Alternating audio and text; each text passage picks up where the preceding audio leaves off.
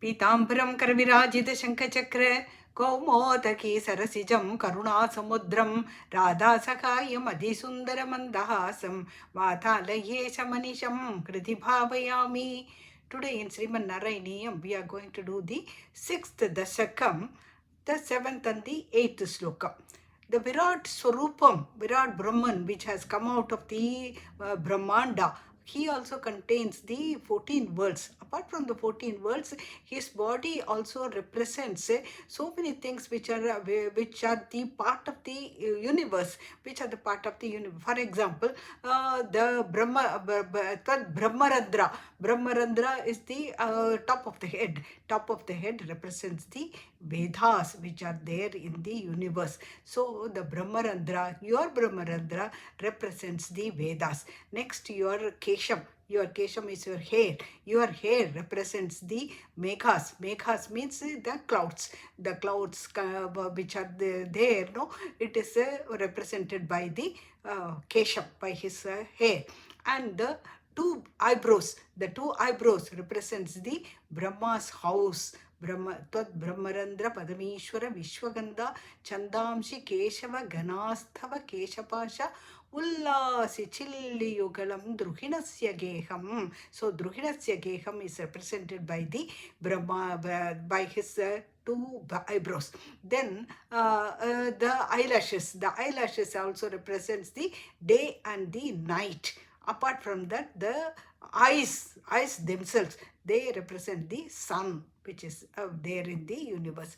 Then the next slokam, the 5th slokam says that your side glance represents nothing but the srishti of the God, what are the srishti he has made.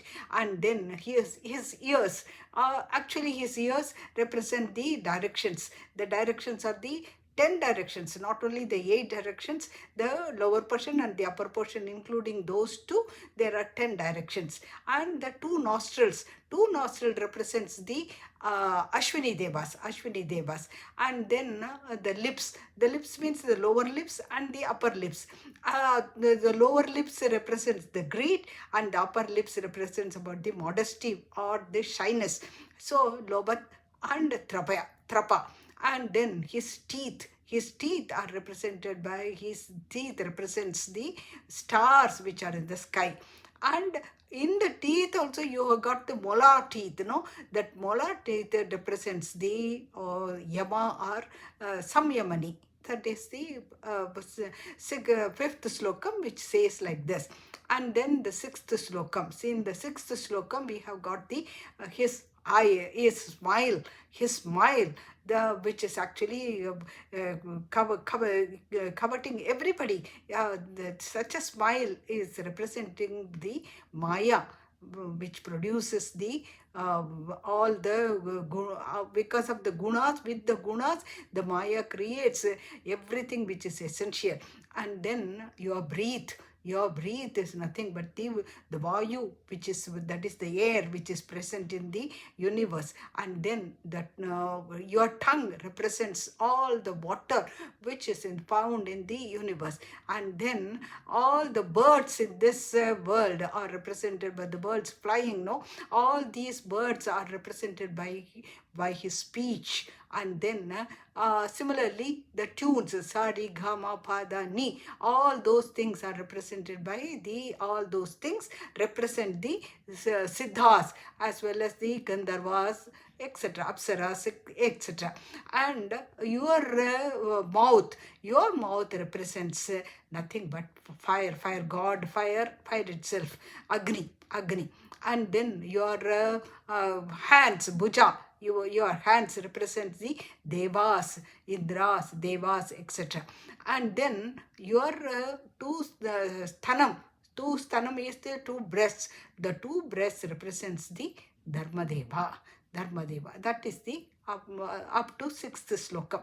And the 7th slokam we are going to the Adharmadeva. What about the Adharmam? Dharmadeva is represented by the two sthanams which are in the front side. Now the back side is going to represent the Adharma. That is what the 7th slokam says. Prishtam twadharma iha deva manasudamshu avyaktameva hritayambujamam bujaksha kukshis samudra nivaka vasanam tu sandhye shefa prajapatirasau vrishanau cha mitraha. Here, Narayana Bhattatri addressing the god as Deva in the first padam, and in the last padam he addresses him as the Ambujaksha. Ambuja is the lotus and Aksha is the eyes, so whose eyes are like the lotus flower or lotus leaves or lotus petals. So it is like that. So he is calling him, and then after that he says Prishtam Twadharma Iha. So in this world, you are the Prishtam, that is the backside of you, represents nothing but tu adharma. Adharma, all it represents is the adharma which is represented by the backside of his body. And then Manas Sudhamshu. So the moon is there. And the moon, actually, the Manas is represented by the moon. So it represents the Manam. And then Avyaktameva Hritayambujam Ambujaksha. Hritayambujam Ambujaksha. So all the Ambujaksha, that is the one who is having the lotus eyes, your Hritayam is nothing but it represents the Avyaktam. All that are essential for making the Srishti. Avyaktam. Avyaktam, actually, in that Virat Purushan, we have got the three gunas: Satvika Guna, Rajasa Gunam, and the Tamasa Gunam. All the three gunas are in the Samyam. Samyam means they are equal. When they are in equal proportion, at that time, actually, there is no activities going on. Everything is still. The Prithvi is not able to make any changes in that, because the three gunas are in the equal position, and they are a Samyam. So they are not able to produce anything. They are not intermixing with each other, and nothing is created. And that position, that status is known as the Hritayambujam Ambujaksha Avyaktam. So this Avyaktam is nothing but because of your this thing, your heart, Hritayam, represents that Avyaktam. And then Kukshi Samudra Nivaha. So Kukshi is your actually your actually the wire. Wire means actually it is actually the stomach. The stomach represents the Kukshihi Samudraha. It is represents the Samudram. All the Samudram is represented by your Kukshi, and Kukshi is your stomach. So Kukshi Samudra Nivaha Vasanam tu sandhye. Vasanam is actually your what you are wearing, the two dresses. Actually, Vasanam to Sandhya he is saying. So Sandhya is actually two Sandhyas are there. One is the where the sunrise, and the next one is the sunset. Sunrise means actually the darkness is going away, so the light is coming up, sunrise. And then the second one is the sunset. Sunset is darkness is coming into, and the daytime is going away. So the two sandhyas are represented by the two vasanams which you are wearing. Two vasanams is Pitambaram one, and another one you also have got the Uttariyam. You have got the two things. So two things are there. Vasanam tu sandhye shefa prajapatiraso. So your shefa is actually your the organs which are essential for producing the things. That is the regenerative organs or generative organs. So these organs are represented by the Prajapati. Vrishanaucha mitraha. Your Vrishana, that is Andam, your that Andam is represented by the Mitra. Mitra is actually the sun god, actually. Okay. So Sefa is represented by Prajapati, and your Andam represents the Mitra. So Prishtam Twadharma Ihadeva Manasudhamshu Avyaktameva Hritayambujam Ambujaksha कुक्षित समुद्र निपकावसनं तु सन्ध्ये chef प्रजापतिरसौ वृषणौ च मित्रः. Now, the next one, the next slokam is Sronitalam Brigagana Padayornagaste Hastyushta Saindravamukha Gamanam Tukalake Viprati Varna Bhavanam Vadanap Jabahu Charur Yugmacharanam Karunam Budete. So here he is addressing Narayana Bhattatri, addressing the God as Karunambude. Karuna Ambuda. Ambuda means the Kadal ocean. So he is the ocean of compassion.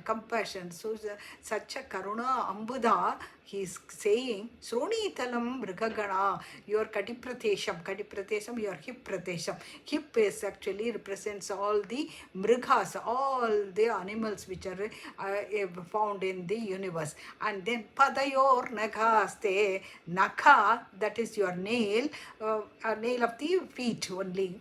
Padayor Nagaste. What do they represent? They also represent some of the animals, but big animals like Asti, Ushtra, Saindra, Vamukha, Vamanam tu Kalam. Vamanam tu. So, Hastyushtra, Saindra, Vamukha. So, all the Hasti is elephant, and Ushtra is all the what Tagab they call it, and camels they call, and also the all the horses etc. are called as they're represented by your nails. And then Gamanam tu Khalaha. Gamanam is you are going, how you go. It is in a steady and the same manner. You go with 1, 2, 3, 4 steps, and Kala is like that. Kalan is Yama, the end of the thing, which is, it is like a chakram. It is like a chakram.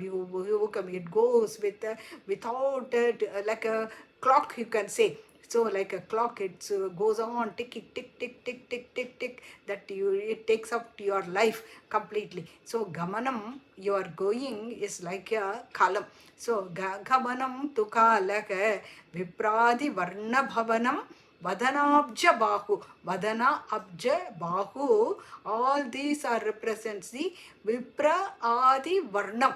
So Vipra Adi Varnam Vadanam Jabahu. Vadanam is actually the face. The face represents the Vipra. Vipra is Brahmins. And then the Bahu. Viprati Varna Vadanam Abja Bahu.